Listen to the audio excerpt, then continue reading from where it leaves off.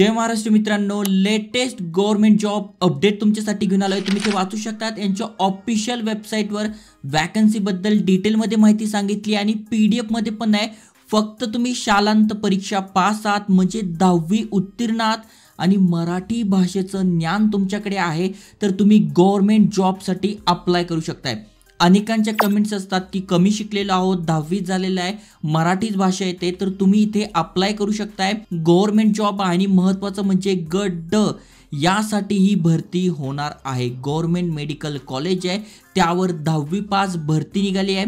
महत्त्वाचं म्हणजे अप्लाय करणं अगदी सोपं आहे आणि एक्झाम असणार आहे ती पण सोपी असणार आहे। पेमेंट किती असणार आहे तर तुम्ही ते वाचू शकतात। 15,000 रुपयांपासून 47,000 रुपयांपर्यंत पेमेंट जातो, प्लस तुम्हाला महागाई भत्ता झालं व नियमाप्रमाणे इतर जे भत्ते असतात ते सुद्धा मिळतात। टोटल 680 जागांसाठी ही भरती होते आहे, त्यामुळे नक्की तुम्ही अप्लाय केलं पाहिजे। यांच्या ऑफिशियल वेबसाईटवर जरी आपण आलो तरी सगळी माहिती दिसून जाईल। इथे पण वॅकन्सी बद्दल माहिती दिली आहे आणि पीडीएफ द्वारे सगळी माहिती तुम्हाला समजून सांगतोय की वयाची अट काय आहे, एक्झाम कशी होणार आहे, त्यामुळे तुम्हाला डिटेलमध्ये माहिती मिळेल आणि तुम्ही ते अप्लाय करून हा जॉब मिळू शकताय। त्याआधी चॅनलवर नवीन आला असाल, आयकॉनिक मराठी चॅनल सबस्क्राइब केलं नसेल तर करून ठेवा। नवीन नवीन job update, business idea, income idea तुमच्यासाठी आणतोय, नक्की फायदा घ्या। चला तर बघूया डिटेलमध्ये।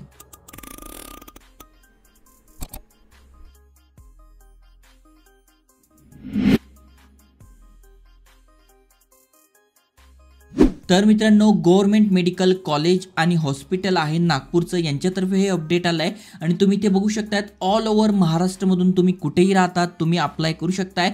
फक्त मराठी भाषा तुम्हाला आली पाहिजे आणि 10वी पास पाहिजे तर तुम्ही ते अप्लाय करू शकणार आहात। आता इथे जी टेस्ट असणार आहे ती कम्प्युटर बेस्ड टेस्ट असणार आहे, त्याच्याबद्दल पण डिटेलमध्ये माहिती दिली आहे। 680 जागांसाठी भरती होते आणि तुम्ही कधीपर्यंत भरू शकताय तर 20 जानेवारीपर्यंत तुम्ही फॉर्म भरू शकणार आहात। सगळी माहिती पीडीएफ मध्ये दिली आहे। आता सगळ्यात आधी समजून घ्या पात्रता काय असणार आहे। तर सगळ्यात आधी तुम्ही भारताचे नागरिक पाहिजे, त्यानंतर तुमचं जे एज आहे ते 30/12/2023 ला कॅल्क्युलेट होणार आहे। ओके, मग तुम्ही खुल्या प्रवर्गातनं अप्लाय करताय तर तुमचं वय 18 ते 38 पाहिजे। ओके, 38 पेक्षा जास्त असेल तर तुम्ही अप्लाय करू शकत नाही। मागासवर्गीयांमधून तुम्ही येतात तर तुमचं वय 18 ते 43 पाहिजे, 43 पर्यंत तुम्ही अप्लाय करू शकणार आहात।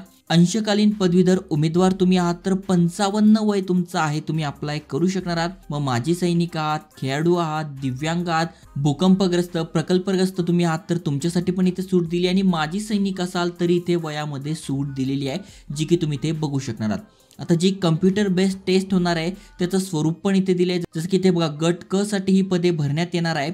मग टोटल मराठीचे बघा 25 प्रश्न 50 मार्कांसाठी म्हणजे एक प्रश्न 2 मार्कांसाठी असणार आहे। इंग्रजी 25 प्रश्न 50 मार्कांसाठी, सामान्य ज्ञान, बौद्धिक चाचणी म्हणजे एकूण 100 प्रश्न 200 मार्कांसाठी इथे असणार आहे आणि 10वीच्या बेसिसवर एक्झाम होणार आहे, त्यामुळे अगदी सोपी एक्झाम असणार आहे। इझिली तुम्ही ही क्रॅक करू शकणार आहात। परीक्षेचा कालावधी किती असणार आहे? 2 तासाचा असणार आहे, म्हणजे 120 मिनिटं तुम्हाला मिळणार आहे। 200 गुणांसाठी 100 प्रश्न असणार आहे। आता इथे बघा परीक्षेचं स्वरूप पण दिलेलं आहे, ते पण तुम्ही इथे वाचू शकणार आहात। आता कुठले कुठले डॉक्युमेंट लागणार आहे तर बघा डॉक्युमेंटची लिस्ट इथे दिली आहे, याप्रमाणे तुमच्याकडे डॉक्युमेंट असणं गरजेचं आहे। आता यासाठी कुठले कुठले केंद्र असणार आहे तर जेव्हा फॉर्म भरणं सुरू होणार आहे तेव्हापासून तुम्हाला हे केंद्र पण दिसून जाईल।